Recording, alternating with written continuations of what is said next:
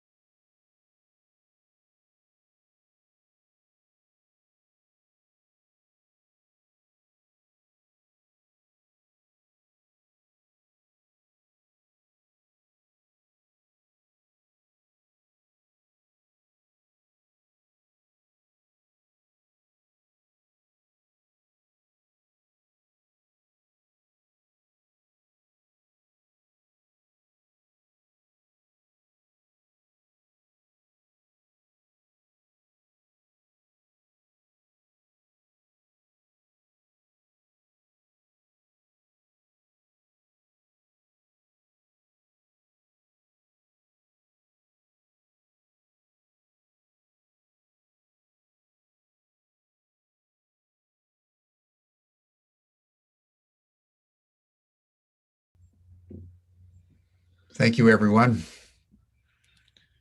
Now, with an open heart and a heart full of gratitude for each and every one of you who are joining our session today, I want to begin by just noting and thanking the very profound and moving and heartful session we had yesterday on the issue of how do we move beyond racism. We did so at a time when we were commemorating the first anniversary of the shooting of Breonna Taylor in her bed as police officers burst into her apartment without knocking and killed her in her bed. We also took note of the fact that the trial of Kevin Chauvin, the white police officer who put his knee on the neck of George Floyd, who was killed last May. His trial has begun last week. They're in the middle of jury selection, and there is a deep anticipation and alertness, not only around the United States, but around the world, as to whether and how justice will be conducted and executed for this crime. One of the deep points that was made was that racism is global. You see it in virtually every country around the world. It's more acute in some countries than others, but it is a global phenomenon. It seems to be something that we humans need to very deeply consider and move, as the panel noted, to the deepest levels of our consciousness and our spirituality, to grapple with the issues of race and how we can embrace the most obvious fact in the world, that we are one, and that it is our diversity that unites us. We're all the colors of the rainbow. We're every conceivable culture and language. And if we could harness all that diversity within the spirit of love and appreciation, just imagine the creativity that would burst forth like the springtime. And it's in this spirit that I want to open our session today, which is a birthday celebration of Stan Grof, who's probably done as much as anybody to unpack and unfold and illuminate our understanding of consciousness. And not only our personal consciousness, but our collective unconsciousness and our transpersonal consciousness. How we are united, how all of life is conscious. He is in his 90th year. He's going to be celebrating his 90th birthday on July 1. And because many of us love him so dearly, we wanted to just begin starting in January with Susan Hess-Loge, who has done a beautiful documentary called Voyage of the Psychonaut about Stan's life. We wanted to just gather month by month individuals who have known him and been inspired by him. So today we're going to hear from Jack Kornfield. Many of you know he's one of the great Buddhist teachers of our contemporary time. He's the founder of Spirit Rock. And he has worked with Stan combining Vipassana meditation, the original teaching of the Buddha, with the holotropic breath work that Stan and a number of others created for a psychological and emotional process of breakdown and breakthrough into higher levels of spiritual refinement. You remember back to the Buddha, his first teaching. If you want to get enlightenment, follow your breath. Follow your breath. And Stan did that as Jack has done that. And it's a beautiful blending of the most ancient wisdom with the most modern wisdom. We're going to hear from Mary Mangini as a young woman meeting Stan at Esalen and becoming familiar with his very deep work on the birth process. Him pointing out that in utero, we're shaped as if not more profoundly than we are after we're born. And on the inspiration of that, she became a midwife and has been a dean at a college of nursing, teaching midwifery for many, many years, and working in the psychedelic therapeutic domain, particularly around the issue of addiction. And then we're going to hear from Paul Grof, Stan's brother, who, like Stan, was a medical doctor, but he went into the chemical biological route, which you're all familiar with, of modern medicine and modern science, even as Stan went into the psychological and the psychoactive and psychodynamics of the psyche. And the extraordinary thing, these two brothers have both been great scientists in their own right, one starting from the outside in, the other one from the inside out, and they've met together in an agreement that in the end, it is consciousness that unites everything as one. So I'd like to, with great affection and deep respect, introduce Susan now, who will commence our program. Susan? Contributions with as many people as possible, and to invite today some amazing people that have been with him on that journey.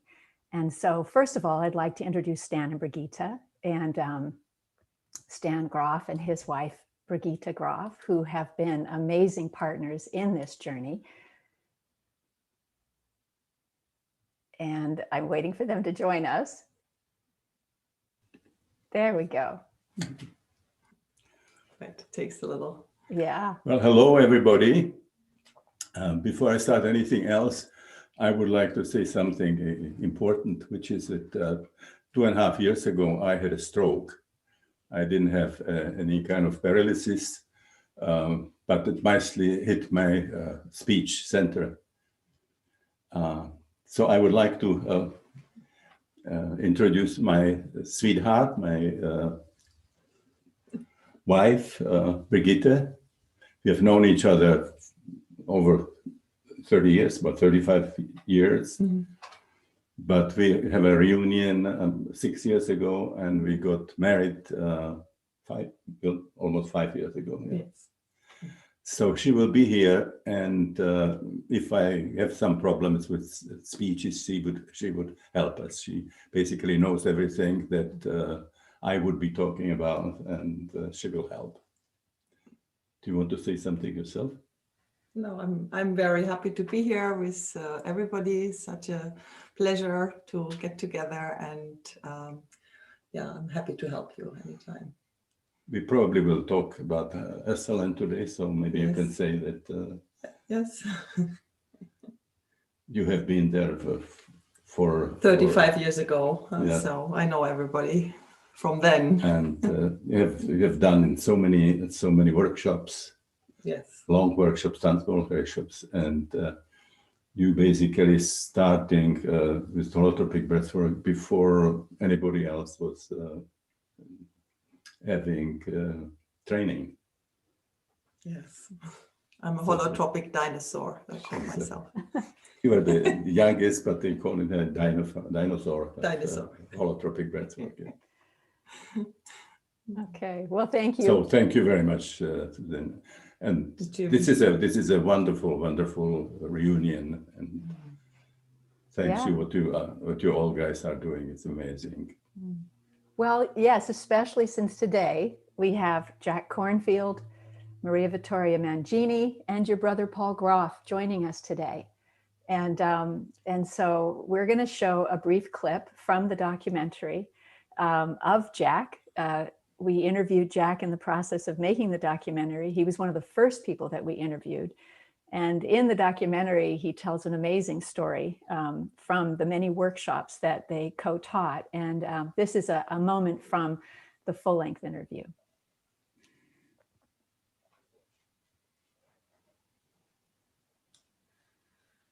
Well, we've collaborated for 35 years, but over certainly a 25-year period.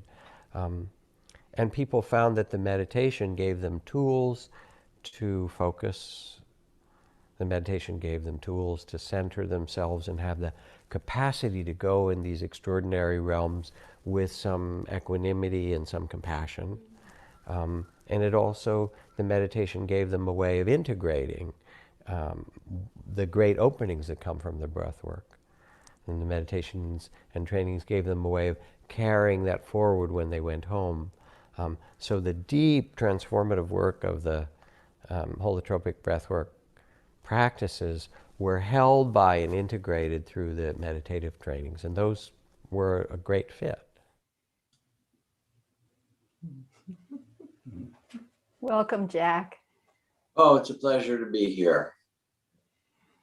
Yeah, thank you for all that good work, and wonderful to see everybody, to see you, Stan and Brigitte, and to see Maria and Paul.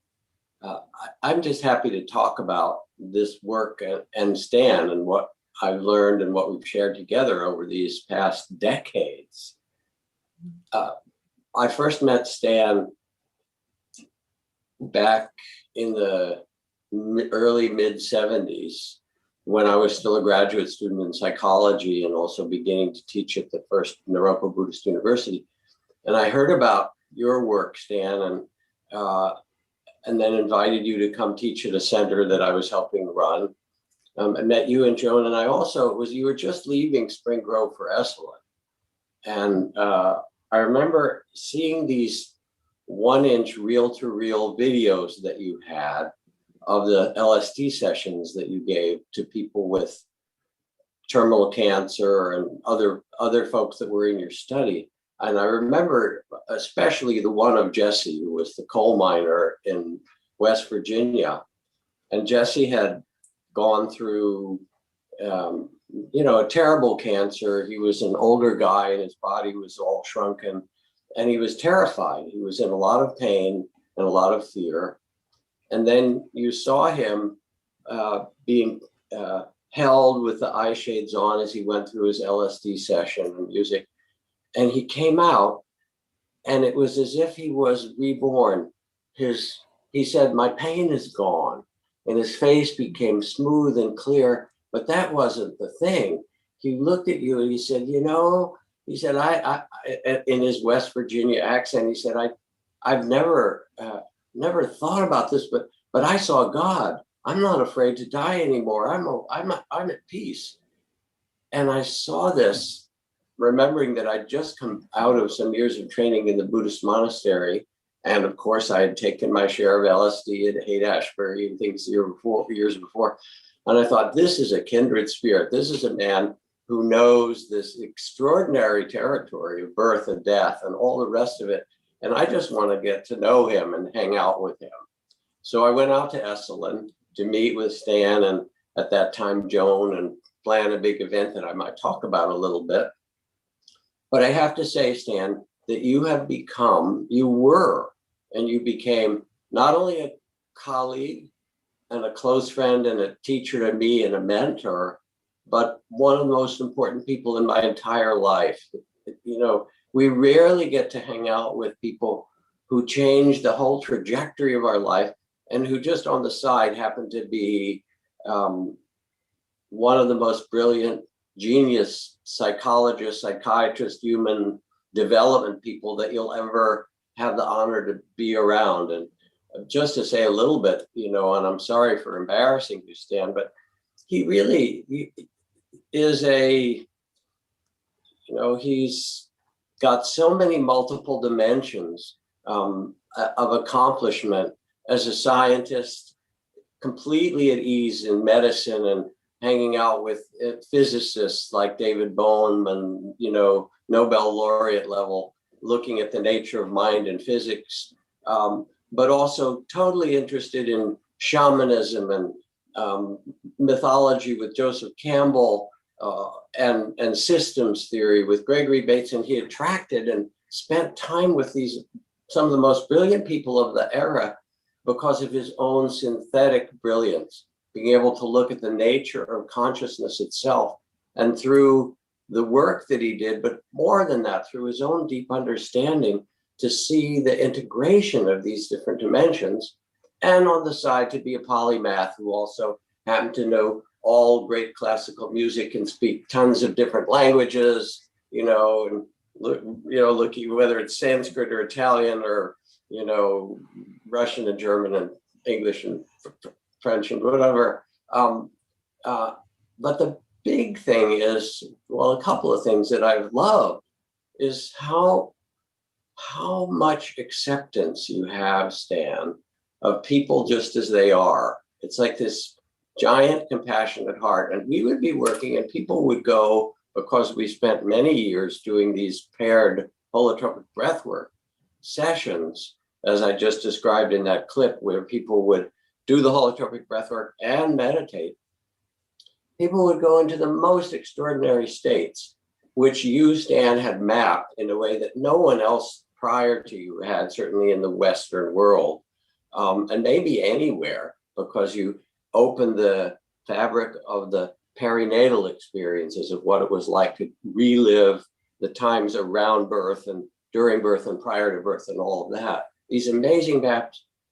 And I just marveled at how much compassion and care you brought to everybody who was doing their deep, profound opening, and then help them see it and understand it in a cosmic perspective, which changed people's lives.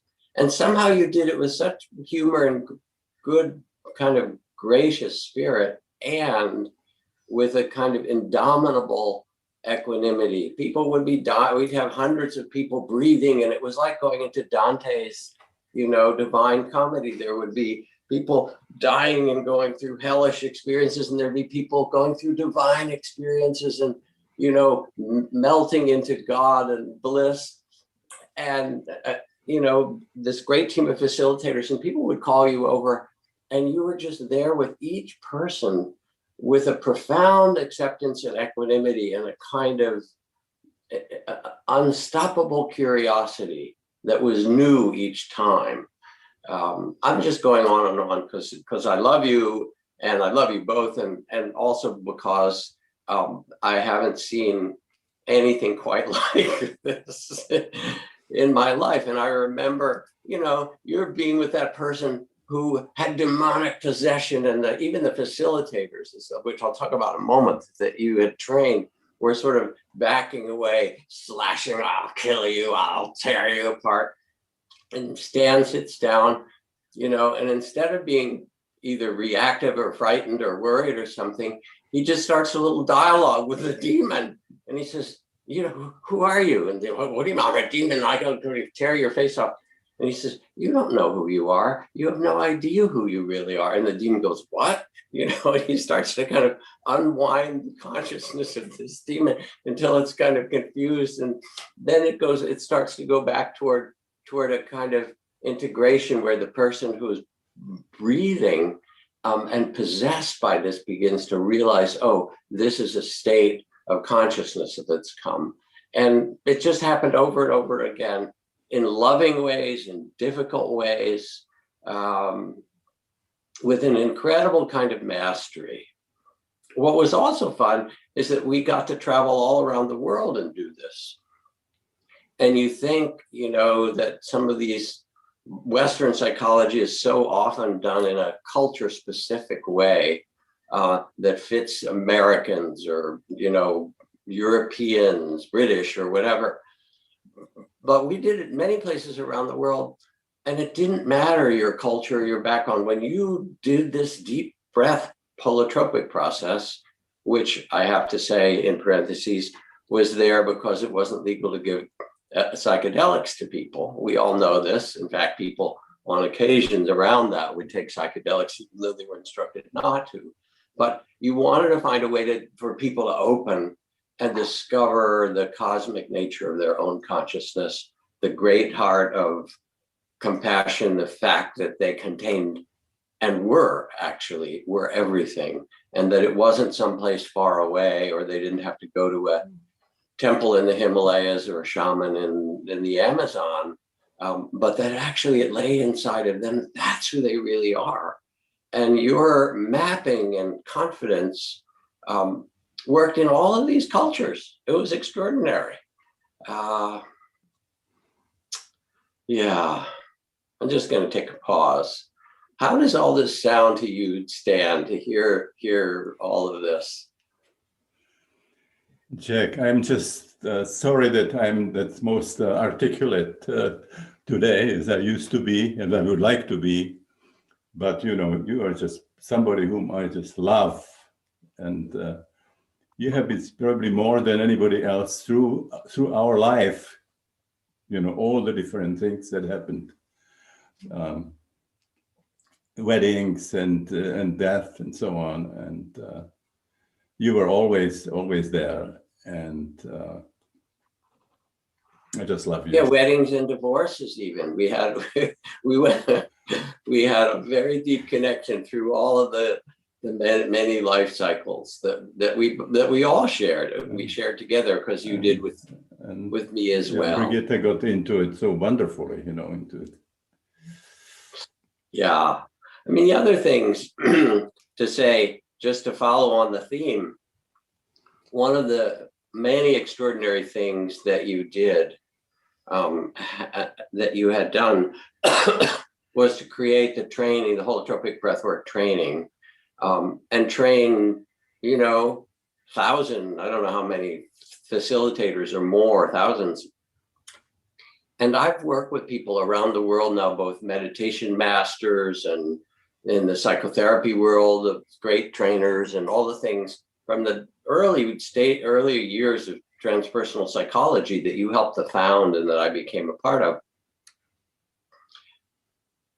And the result of the training was a cadre of people who were comfortable sitting and being present for the breadth of human experience that I've almost never seen anywhere else. And I so trust them. They become so trustworthy because they could sit with birth and past life experiences and trauma and, wartime memories and incredible tenderness and dissolving into, ecstasy. And they could be with it all. Not only could they be with it and hold that as you had taught them, because they really learned this from you, but they were willing to do it as long as it took. That part of the process that you opened was that as people were experiencing the profound opening of body and heart and consciousness, it had its own arc.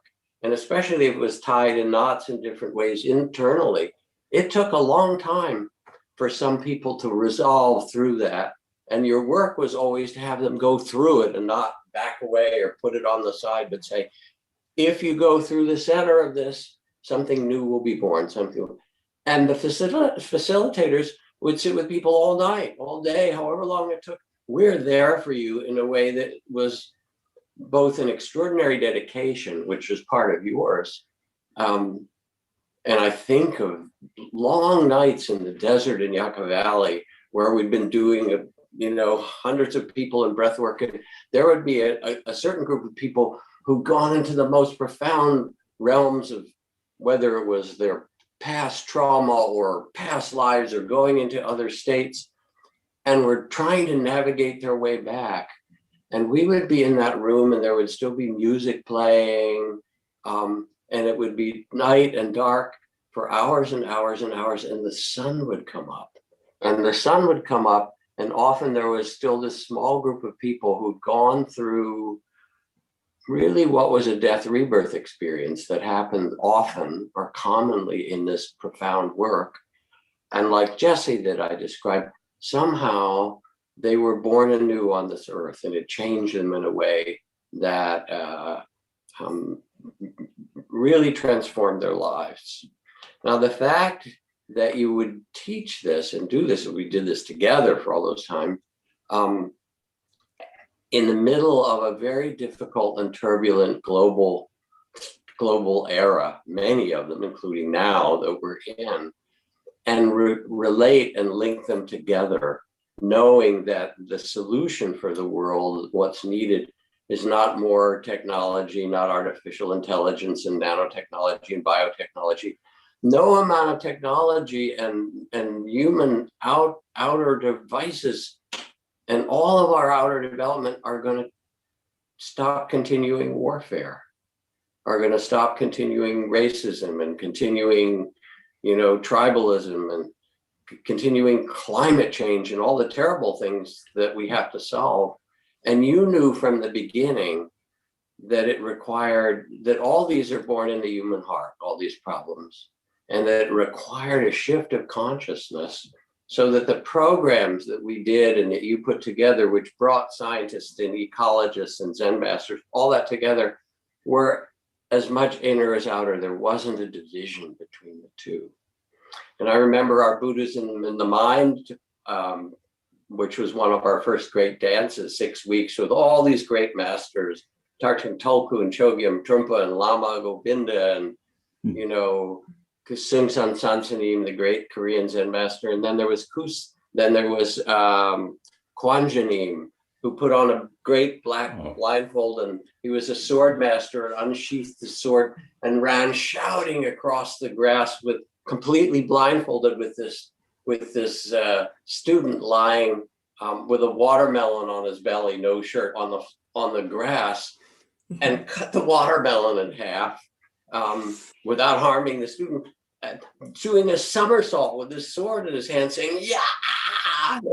And we're all kind of slack-jawed, going, "Okay, this is something we've never even imagined in our life." Or Zen Master Kobuchino coming, the most elegant, wonderful Zen master, and teaching Zen archery and setting up this beautiful target and taking a long time to put on the most elegant robes and every arrow out and doing it like a ballet, and finally drawing the bow back, and we're all completely entranced.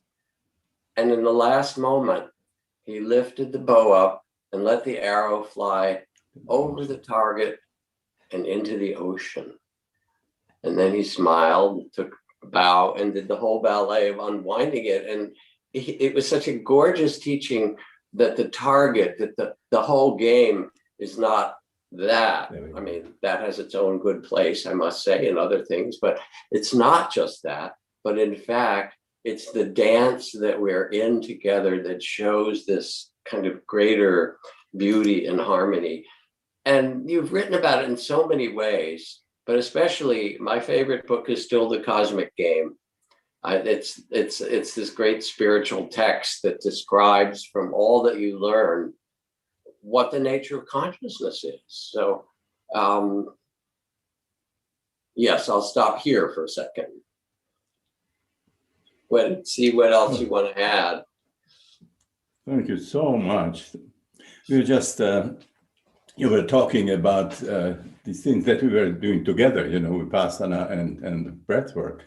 Those were my favorite. And we have been talking recently, Brigitte and myself, that this is the way it should be done. The way you were sort of bringing in medication after the breath work, instead of going and talking, in the sharing, we were doing first medication, so people could really properly integrate the session, and then at the very end, people were talking about it, and everything was being done with license. During breakfast and evening, with silence. With silence, everything was in silence. It's done at a ashram. This was a very perfect context, much better than we had in other places. Well, we made it like a temple. Hotels all over the world. This was really done the way it should be done. And yeah, the work is such deep, it's sacred work, and we made it like a temple. In which that sacred work could be held, sometimes in silence or sometimes coming together in this beautiful way. And the work is so powerful. Yes, it will work in, a hotel ballroom or a gymnasium, which we also did. But as you say, it wasn't really the ideal context. And in some way, what people have been learning, our culture is almost defined by the absence of the sacred in our consciousness. And part of the work that you were doing was inviting people to come back into a relationship with the nature of consciousness itself, of who we are in the deepest way, and of the sacredness of life, of their own bodies and hearts. And so Wes was great also, in this. And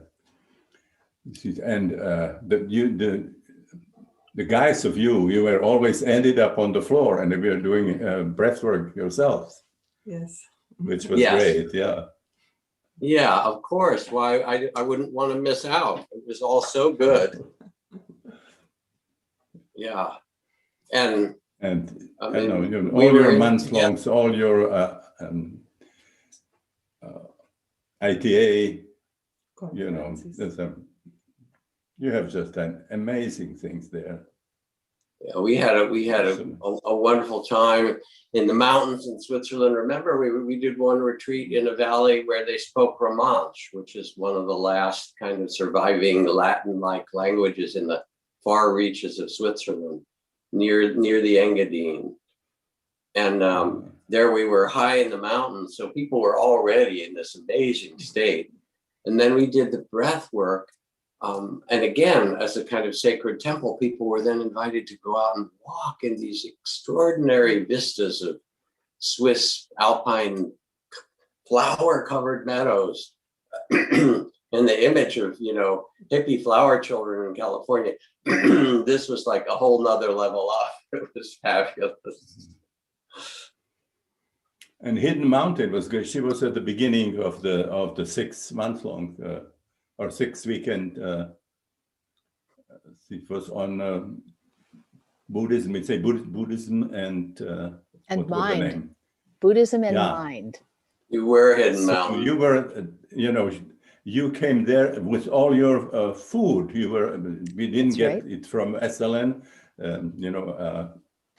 She was doing all the eats there. The cooking. Wonderful, very special kinds of for Hindu and for And do you Or, remember that we cooked our Buddhas. way through the Dali cookbook? We cooked all the recipes in Le Dîner de Gala. oh yeah. Strawberry. It was amazing. This was a major beginning here for you, wasn't it? Yes, absolutely. And Jack also. This was the beginning at SLN. Yeah, it's Yes. one of many. Yeah. I'm just going to jump in and clarify that Maria Vittoria Mangini also goes by Hidden Mountain. So that might have thrown people off, but so shall we call you Hidden Mountain in the course of our conversation? Oh, I think it's more natural for me and Stan, I think, but Mhm. maybe I should tell the story about how it came to be that I was called that. Well, before you do that, How it started, that would be let's great. play Yeah. let's play the little tape of your interview, and then after the interview, you just jump in. Love to hear the story. Mhm.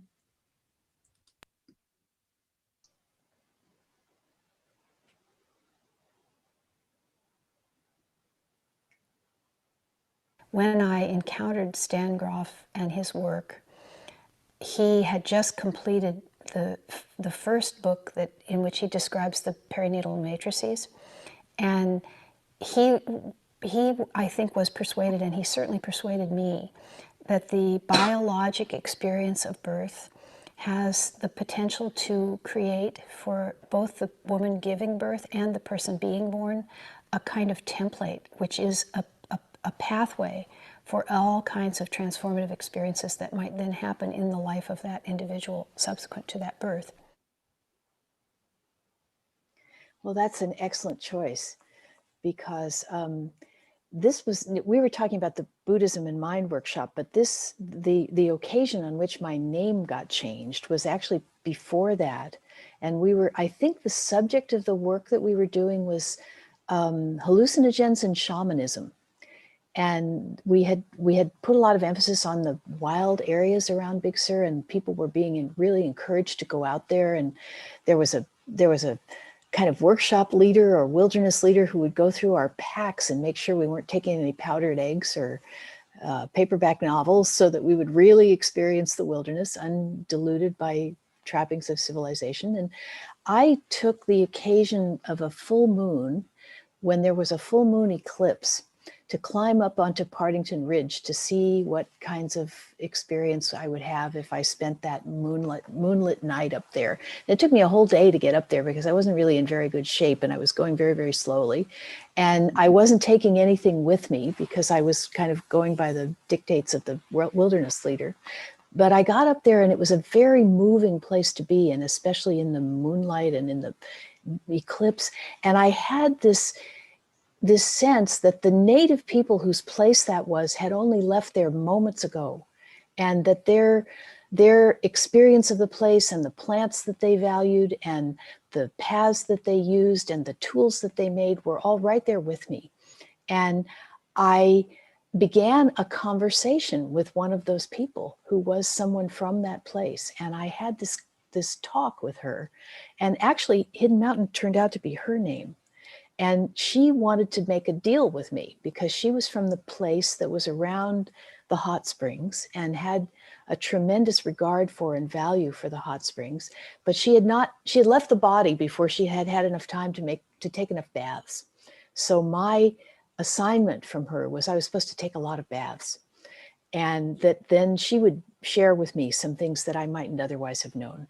And Hidden Mountain was actually her name. And I was so excited by this. And when the sun came up, I came barreling down the ridge, and it was a lot easier to get down than it was to get up. And so I got to the lodge at Esalen just as breakfast was being served, and I was dying to tell somebody this story. And Stan was there having breakfast with a very stately older gentleman whom I didn't know. But I went and I sat down at their table, and as soon as I could engage them, I started telling him about how I had had this experience. And I was blessed with this contact with this individual. And the punchline for me was, and I want to be a shaman. And they both looked at me, and they had this look of utter compassion and understanding. But then the older gentleman said, well, you can't. And I almost burst into tears. And I said, why not? And Stan said, because there's no job description for that in the culture that you're currently living in. And so that became for me a kind of stepping off point in which I tried to find a way of being in the world that I actually did inhabit that would allow for the kinds of magical healing and access to dimensional consciousness that I knew was possible, but for which there really wasn't a very good job description in my world and culture. And because I think primarily because of Stan's understanding of the perinatal experience, I settled on midwifery. I had a little encouragement to do that from Gregory Bateson, who also kind of pointed me in that direction.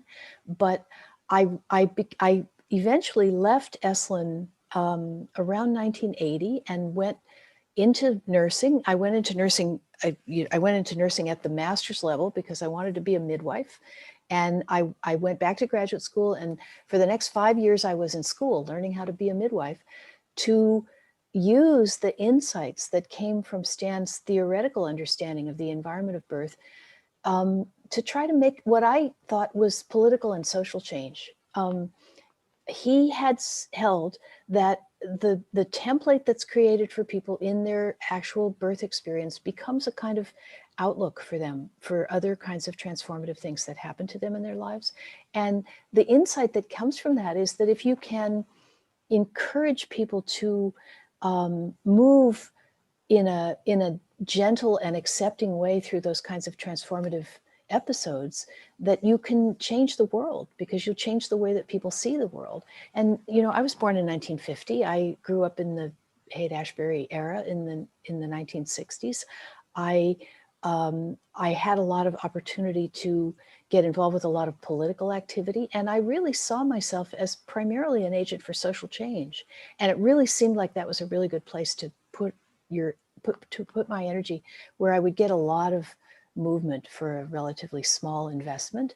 And that's what I did. I became a midwife, and I have practiced as a midwife since 1985. I became a specialist in the care of women. But the interesting thing that has happened to me in relation to that recently is that, you know, I have an abiding affection for psychedelics because of my adolescence, which was in the Haight-Ashbury, and the really important and transformative experiences that I had there. But I always really kept that quiet, particularly in my professional life. It was like Hidden Mountain was in a different room and Maria Mangini, the midwife, was somewhere else. But what I've noticed is that the skills and practices that midwives use in attending births are similar to the skills and practices that people use in attending people at the end of life, and similar to the skills and practices that we now try to teach people to use in attending people in alternative realities and unusual states of consciousness, whether with breath work or now as the reputation of psychedelics in the society has begun to be reconsidered. There's a lot of imperative to train people to be able to be present for people in those experiences, using exactly those same kinds of skills and practices, not to let someone else's anxiety become your anxiety. recognition that the process has a kind of internal natural map, which if it's allowed to unfold in a safe and spontaneous way, will carry people through the process without the need for a lot of intervention. And these are things that midwives know, people who attend people at the end of life know, and now the greater population of people who are learning once again to be psychedelic guides and therapists also know. And all of these things Stan had the insight to recognize very, very early in the process, really before any of these things were generally acknowledged by a lot of other people. So I'm very grateful. I actually, one of the things I did as a nurse midwife was I became a teacher of nurses and nurse practitioners, and I was the director of a master's degree program for nurse practitioners for about 20 years. And I recognized as I began to see that I had a career in teaching that I would have to get a PhD if I wanted to progress. So I did actually go to doctoral study at the University of California. But once again, something that I learned from Stan was the expression Sitzfleisch, which I think means sitting flesh. I mean, actually, I think it literally means having a big bottom. But it's what it takes to stay in your chair when you have a big project that, you know, sometimes has some really maybe boring, maybe strenuous, maybe difficult aspects to it. And I started to think about what would I have the Sitzfleisch to really accomplish in a doctoral program. And really the thing that I cared enough about to do that was psychedelics. So I challenged the Department of Nursing, the School of Nursing at the University of California, to discover whether they would allow me to write about psychedelics and the psychedelic experience as a doctoral study. And in fact, nursing is a very spacious territory, and I was able to constitute a committee that would supervise that work. And I did a doctoral interview study of people who, at the time that I encountered them, they were 40 years old or older, about what the impact of their experiences with psychedelics had been in the lives that they had led. And people told me heart-stoppingly intimate things about how they had become better parents, they had turned into more reliable employees, they had recognized their responsibility for the stewardship of the natural environment, they had gone into an organic farming, they had become able to regard their estranged relatives with compassion. All sorts of amazing transformative personal changes that had come about to people in their unsupervised self-experimentation with psychedelics, because this was in the era when none of this was permitted. And the use of chemicals to alter consciousness was considered to be a completely criminal act. But nevertheless, people had pursued these substances and had these experiences. And I ended up writing a doctoral dissertation, the title of which is, Yes, Mom Took Acid, that's about people's experiences with psychedelics and how they changed their lives. And all of this I was empowered to do, I think, because when I was, how old was I when I encountered you, Stan? Maybe 23 or 4. And I asked you one time, I actually got to do some supportive work for some of the workshops that were going on at Esalen. And as I said, I cooked a lot of meals and I did a lot of other kinds of whimsical things. But I asked one time, how did I find myself in this situation where I was allowed to have this kind of access and experience? And Stan said, well, your chin was quivering. And I knew that just a little bit of encouragement and you would go through a really profoundly transformative period in your life. And boy, was that ever right. And I also got to participate in a lot of really amazing and wonderful whimsy. Jack is talking about the project that we did when I was working there as an administrative person, fluffing people's pillows and picking them up at the airport and scrambling their special eggs in the morning. But I also got a few other points of access granted to me. Chögyam Trungpa came and brought his entourage to participate in that workshop. And I got what would in rock and roll be called the riders from the Trungpa outfit, so, you know, the grocery list of what brand of sake and how many lamb chops and like that we had to have in stock so that we could serve him. And in the middle of the night, someone from his group got me up and said, well, Trungpa wants a peach daiquiri. And I got up and made him a peach daiquiri because I was the kitchen. And I served the peach daiquiri, and he said, you're going to get a good berth in your next lifetime because you make a mean peach daiquiri. So not everything that we did there was real serious. Do you remember, Stan, that we had Ajari Pemshikov Warwick come with the Montreux Sun Mountain Band and dig a big hole in the lawn between the Dick Price's house and the White House and do a Hewatari and a Saito Goma ceremony where people walked on the coals of fire and the sacred bonfire was built. You remember that? I remember just 2 people were burned, and a lot of people not. A lot of people were not burned. And Dick Price woke up the next morning and there was a big hole in the lawn between his house and the White House. And he said, who let those people in? And unfortunately, it was me. So, but it was, this was profoundly fun and quite whimsical. And so. Great memories, yeah. I wanted to tell you that how a special friend you are, that we started doing a biography.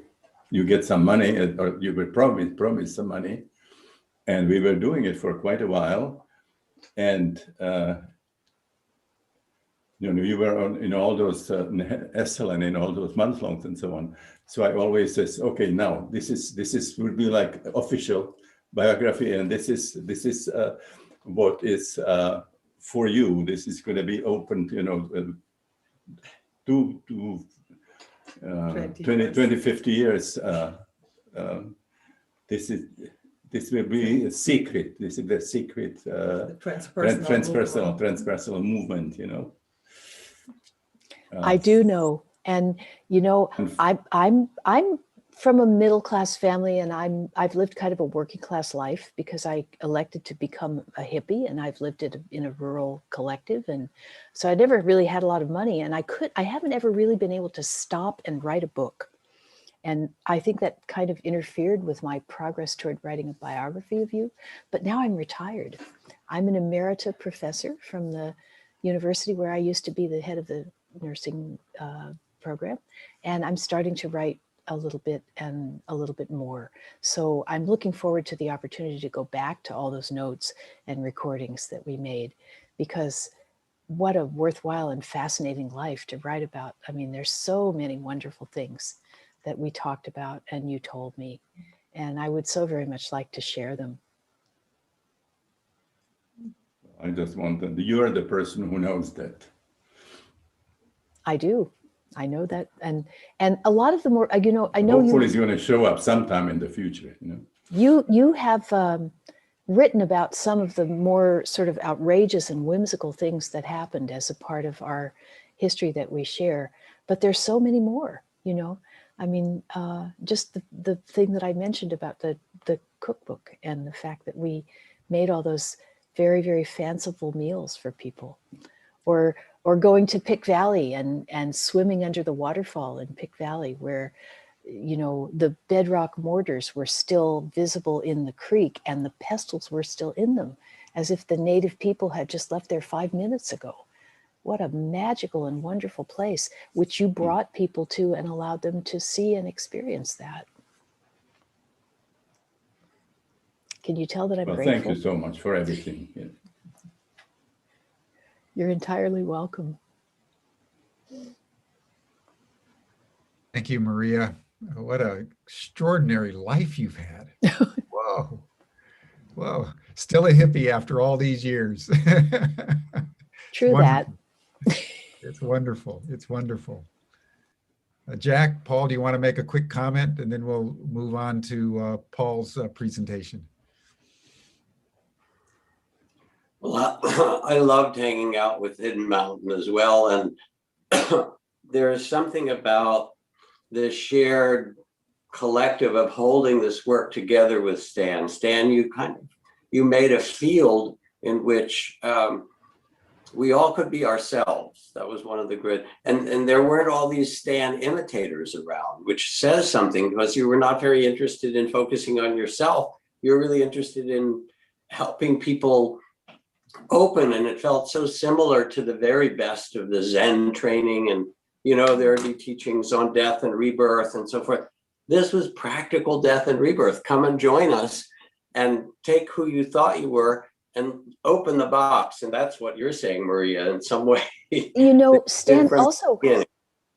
in that time, you know, I can mostly speak to the time that I experienced, although I know it's gone on past and beyond that. But Stan's energy is such a vortex that it drew in all these really extraordinary people who wanted to share in the discoveries and the adventures that were happening there. So, you know, the cast of characters, I mean, we just ran through the list of Buddhist teachers who were in just that 1 6-week project, but Gregory Bateson was a regular participant. Joseph Campbell was a regular participant.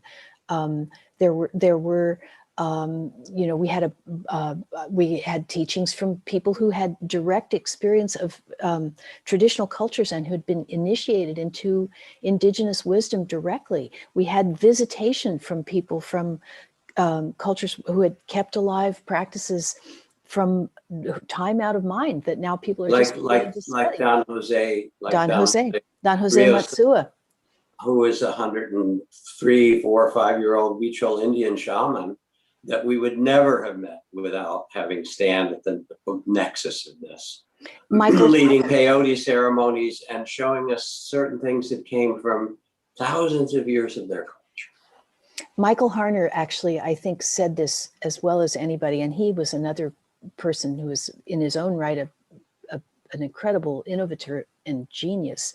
But you know, he talked about shamanism as a legitimate religious practice for people in contemporary cultures. And he said, shamanism does not consist in knowing how many bat wings to put in the brew. It consists in being able to be yourself perfectly in front of another person, because that gives that person the permission to be themselves perfectly in front of you. And I think you've just epitomized that, Stan. It's a really amazingly shamanic life. I hesitate a little bit about the use of that term anymore because people are sensitized about it. So I'm starting to say magic healers. So then I would say I would identify you as a magic healer in the great tradition of those people participating to the benefit of their community throughout the history of the human race. Beautifully put. Beautifully put. Thank you, Maria. Hidden Mountain, was it that workshop that you were talking about, where we also had Leo and we had about six Huichol kids? Yes. Is that right? Yes. And, you know, I remember they walked into the big house and the kids, then Gordon Wasson came. Yes. And there were the 6 Huichol, they were watching Mickey Mouse or something. An amazing, you know, I didn't mention that was how I met you, was that my teacher and the person whom I used to refer to as my guru, with whom I had a similar relationship where I was like the person who cooked the meals and sewed the curtains and stuff like that, and also participated in the work in whatever way was most useful. He came across you in a seminar for psychologists in Estes Park and brought you back to meet the group of people that he was working with in the Bay Area and in Bolinas. And at the end of that, I said, we knew that Leo was going to go to be in a 6-week workshop with you in Esalen. And I went to Joan, who was at that time organizing all of this stuff, and said, well, I want to go too. And she said, well, that's nice, but there's 27 people on the waiting list in front of you and the workshop costs $1,500. And I was very disappointed, but I went home, and about 3 days later, the bookstore that I was the manager of gave me a $1,500 bonus.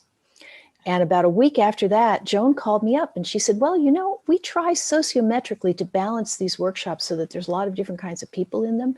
And the person who most exactly corresponds to you in age and background has just dropped out. So if you want to come, you can. And that was how I ended up there.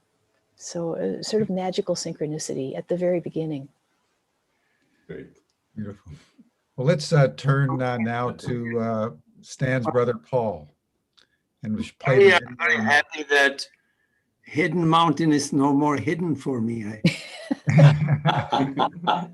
We share, of course, Stan, and we share a number of friends, but I heard your name and I met you in passing, but I did not connect these two things together. So it's nice, and it's been wonderful stories that you shared. Paul, you've met me at Stan and Brigitte's wonderful costume parties also. But not under your name. Good. Let's transition to Paul now. And Rick, if you'll play that video, and then Paul, you can share your reflections and stories.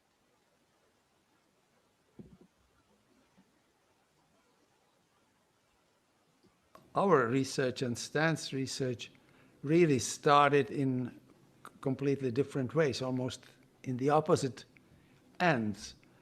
And it's so interesting that now I think we can see, after many years, how they confluence together in terms of covering different aspects of how non-ordinary states of consciousness develop, how they unfold, you know, what's behind the process.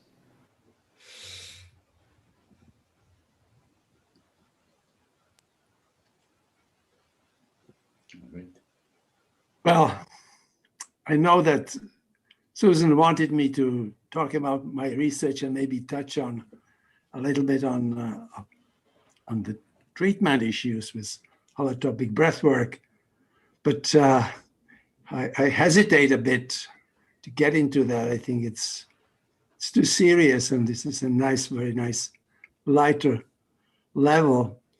Had I known that, I would have probably prepared some family pictures, and because we had a lot of interesting experiences with also in the early years. And then I came to the States to spend 3 months with you, Stan, with the idea that I then go back and the Iron Curtain will lock again and that we may not see each other again. And it's just 53 years later, I'm still here.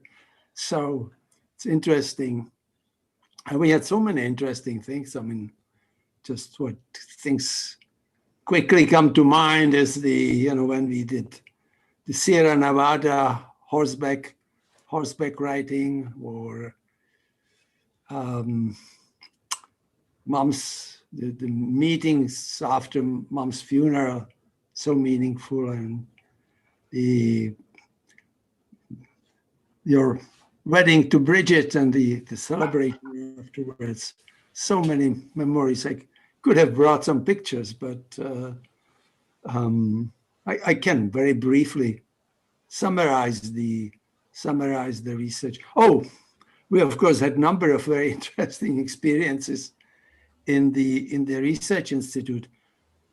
That was such an interesting synchronicity that we ended up there together, because we were both unacceptable for academic life. I won some competitions and was always kicked out because of political reasons.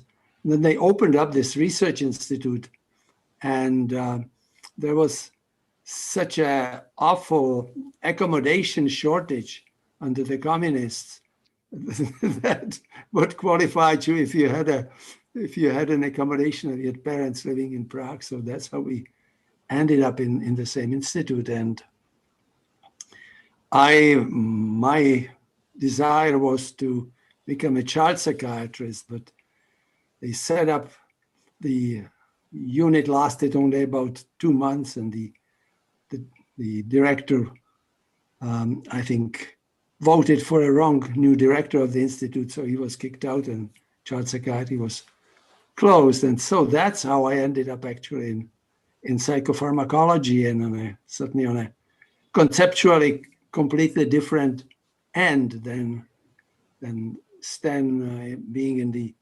psychotherapeutic department. But these were very interesting 4 years, because in the institute there was a number of people who were politically undesirable, but very good experts in their own field. one memory I have very vivid was you probably don't know this. I don't think it's generally known that there was Kurt Freund who was a Jew, survived the war. His wife, who was a Christian, managed to hide him for the whole war, different places, and he Good survived. Good Freud, yeah. Yeah. Good Freud, yeah. Yeah, good Freund. Yeah, Kurt Freund. Yeah. Not Freud, yeah. Point. And what you don't know, and what's generally don't know, it's not known, is that he is actually responsible for this freeing of homosexuals. Homosexuality at that time was heavily punishable. You could get 10 to 20 years in prison for homosexual act. And he was very interested in sexual motivation of sexual behavior. And so he developed this phalloplatismography where you attach a condom-like. With the great slides, yeah. Sorry? With some great slides. Yes. And so he showed very clearly, initially with men, and then later with women, that the sexual appetite is completely biologically determined to the greatest detail. And so we had, it feels funny now as we're going to be celebrating Stan's 90th birthday, because at that time we were celebrating Kurt Freund's 50th birthday, and it seemed like he's an old, venerable gentleman. And so there were big preparations for celebration. An interesting secretary also.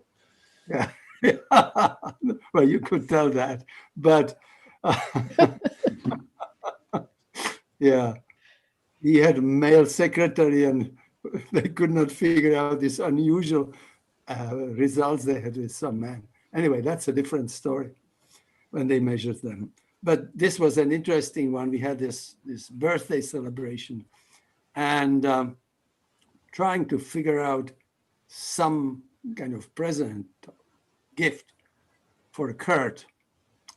And Stan used his special artistic talent. And, you know, when you have marzipan dough, you can get it in a variety of colors.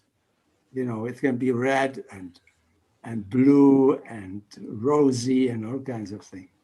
So there's this celebration for Kurt Freund, and Stan brings this big box, opens the it. 50th anniversary, yeah. Yes. Yeah, 50th birthday.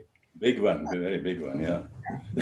Opens up box, and there is this, from the marzipan in all possible colors, a beautiful replica of a penis and testicles in living colors.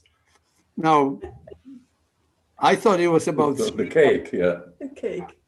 Yeah, about 3 to 4 times of the normal size. Now, that would be my standard. People may have some different ratios for this, but that certainly created a major sensation for I remember number of good stories, but I think I should say something at least about the research, and I can probably summarize the research very, very quickly. Essentially, what is interesting that coming really from this biological assumption, which really still dominates mainstream psychiatry, that what's underlying emotional problems and psychiatric problems is some biological and neurochemical abnormality in the brain. And working from this hypothesis in all 3 major lines of research in the clinical research programs that I've run, both neurobiological, genetic, and clinical.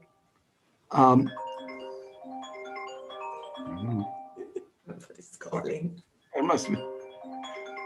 That must be the iPad. So in all these three lines, the findings very much support Stan's conclusion that the non-ordinary states cannot be generated from the brain. All the findings are incompatible. Maybe I can very quickly take you in 2-3 minutes, just a quick trip through the slides without touching any details.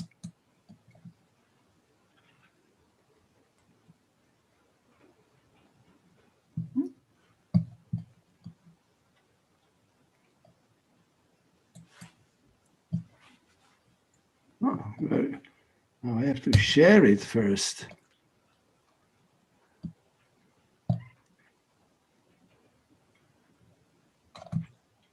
Here we are. Yeah, on the neurobiological side, the interesting point is when you look neurobiologically at the non-ordinary states of consciousness like depression and mania, which are completely opposite. It's in the traditional description, depression would be as good description of hell as you can have it, and mania, when people experience it, they crave it. It's as close to heaven.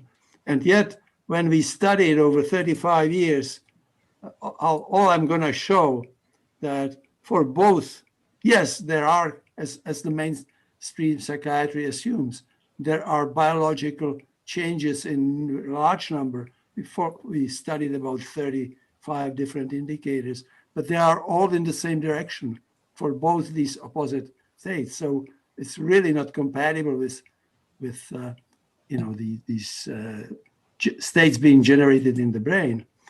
And similarly, you can see, for example, if you induce the non-ordinary states artificially, for example, with psilocybin, you can see what I was saying, the increase in the activity associated with non-ordinary states, how the psychedelics, how compared to the placebo situation, how dramatically increased the activity and the connectivity in the brain is.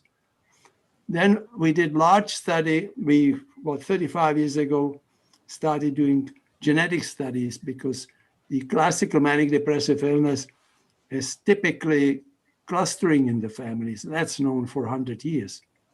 And so we assumed that we're going to find some genes. And indeed, finally, after 35 years, last year, we found a set of 35 genes responsible for the lithium responsive manic depressive illness. However, the interesting thing is we ended up having data from large families. There's a lot of Catholic families next to us in the Quebec side. And so over 35, 40 years, we have some families where we've seen 100, 110 people in the family, and 15, 20% of them had emotional problems. And all the people in the family who had emotional problems have indications that the neurobiological abnormalities are the same. They have the same type of clinical course. They have the same type of response to stabilizing treatments, same type of response to acute treatments, same time of adverse reactions, and so on.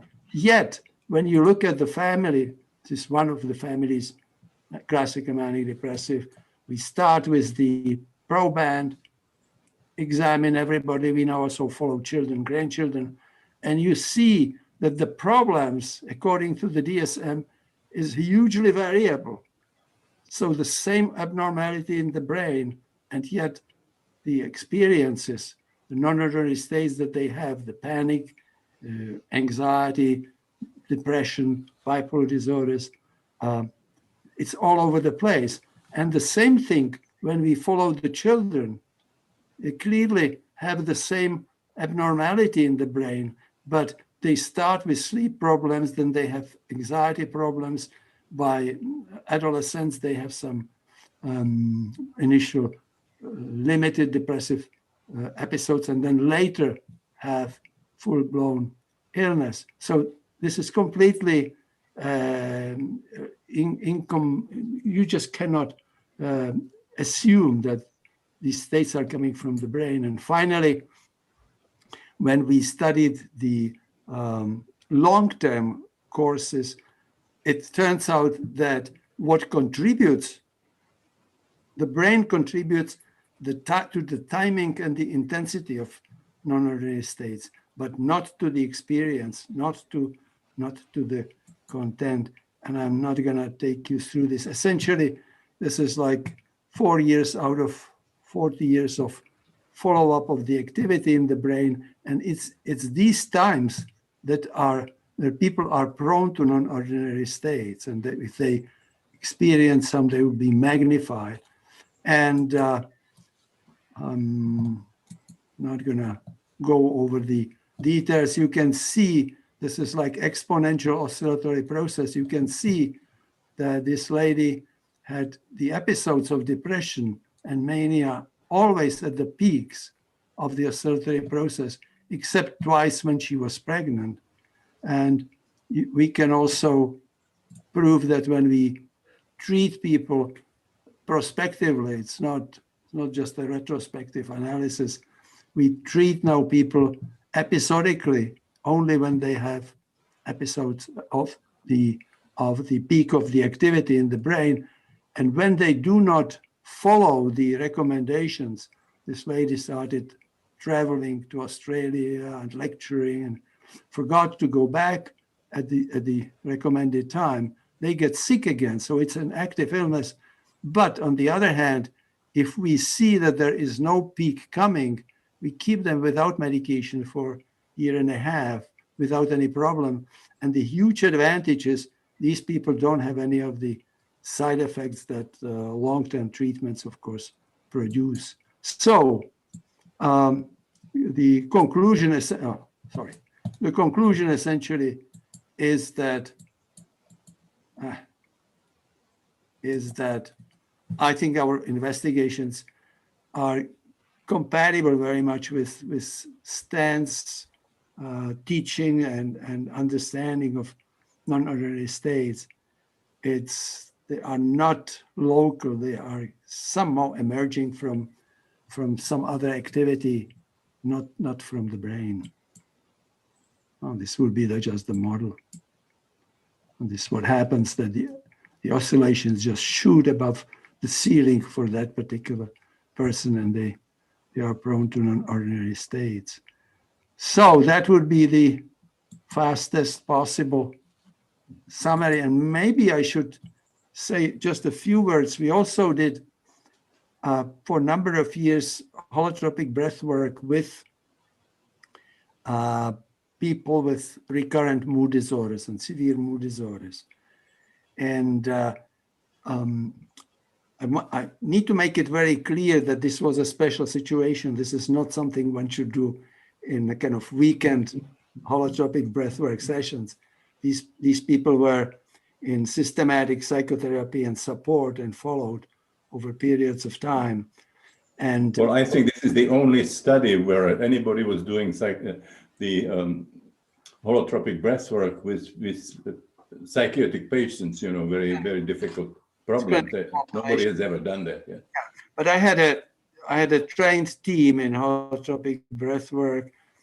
The people were ready to, if something opened and needed to be closed, we had a team that was ready to be with the person for up to 3 days in a private home.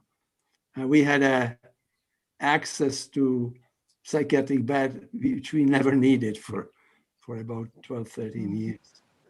And what was interesting, that the results is these people ranged from healing to just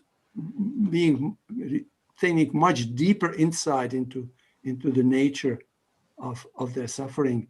And where the results were most valuable was in people who came and failed completely on mainstream psychiatric care. In other words, thinking about one of the ladies, she had like 12 years of psychoanalysis and cognitive therapy and different psychotherapies. She had 15 years of systematic psychopharmacology with all the available antidepressants. And in the third session of holotropic breath work, she broke through into a mystical experience.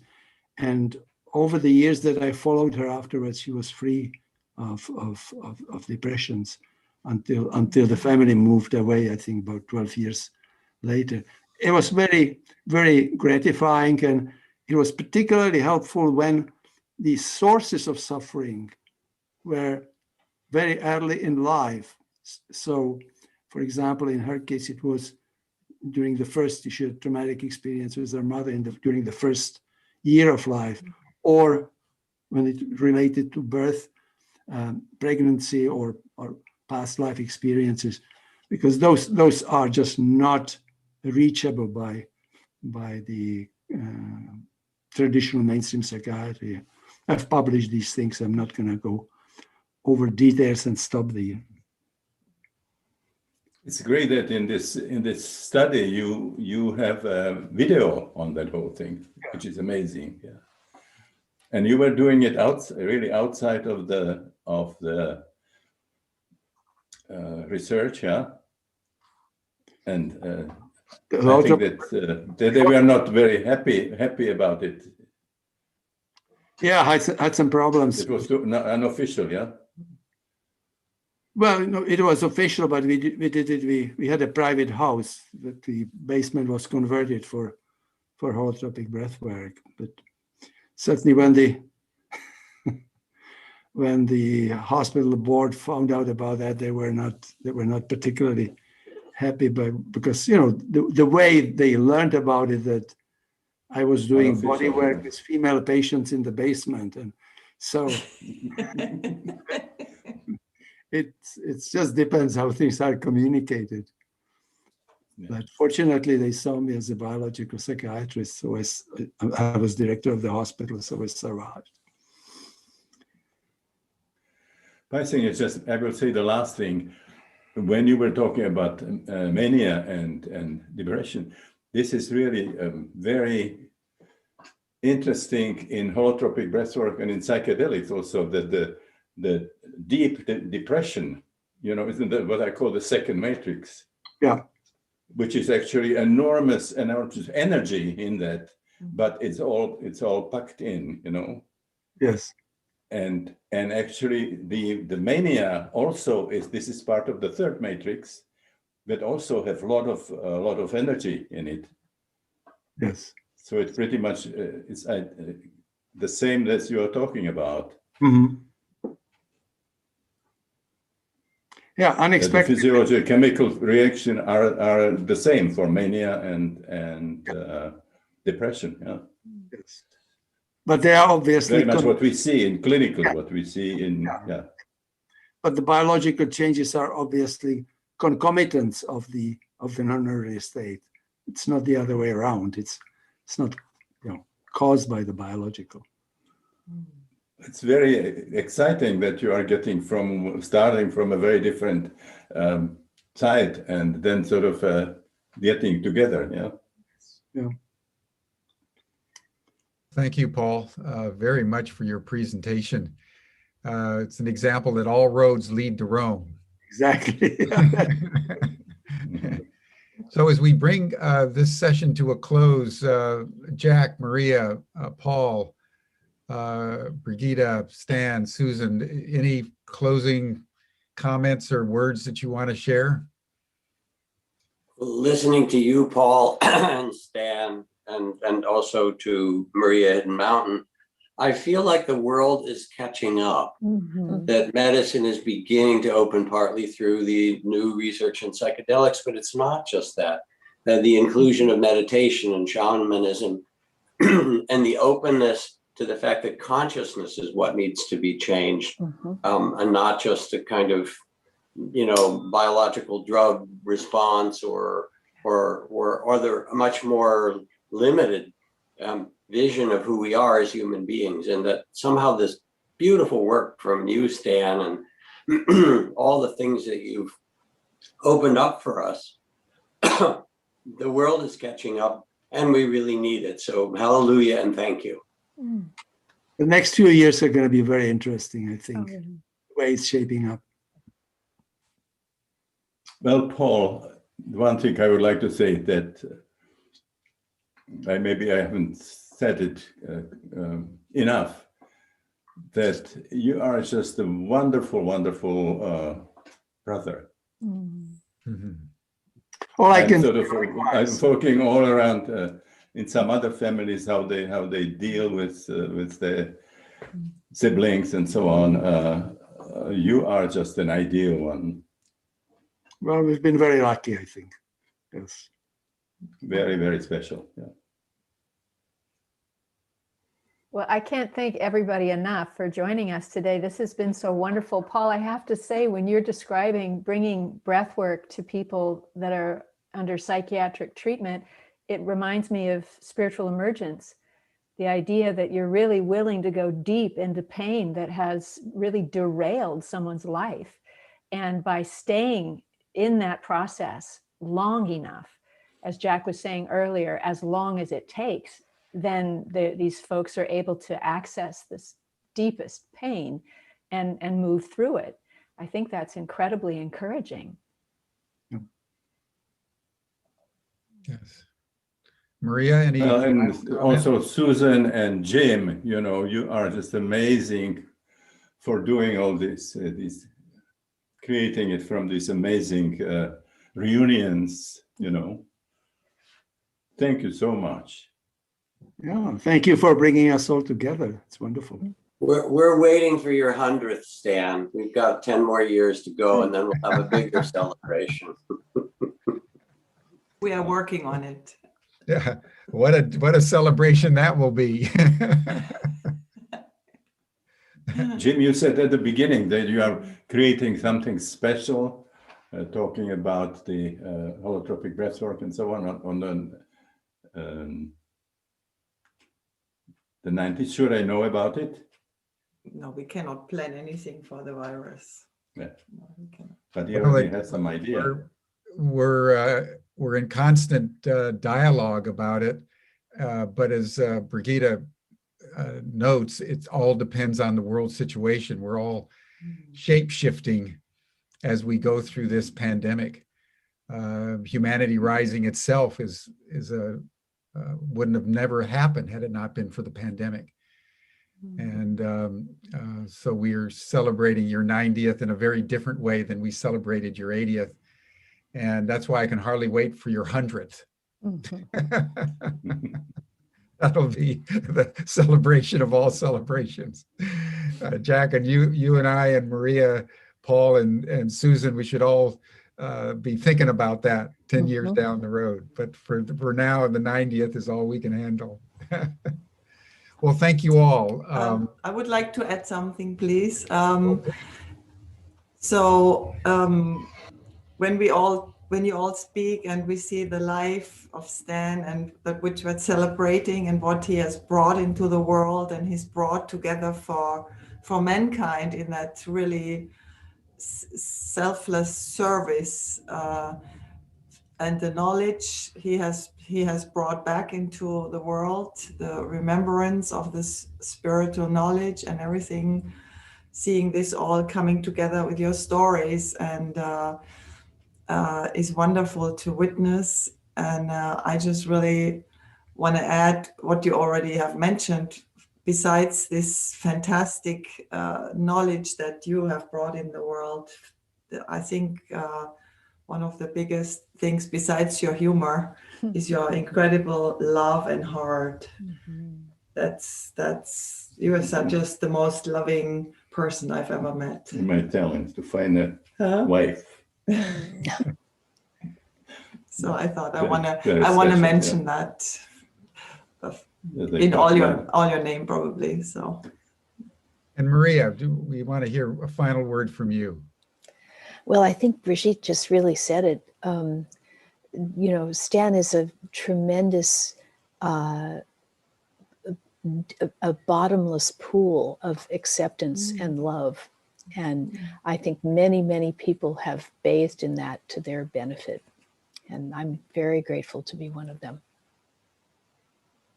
Yeah, you know, I think that's a profound point, Stan, that, you know, you should just take in, you know, that, you know, if you think about all the gurus that have navigated through our lives over the last 50 years, the Bhagwans, the Muktanandas, the others that have met one scandal and crisis after another and risen and then fallen, Trungpa, etc.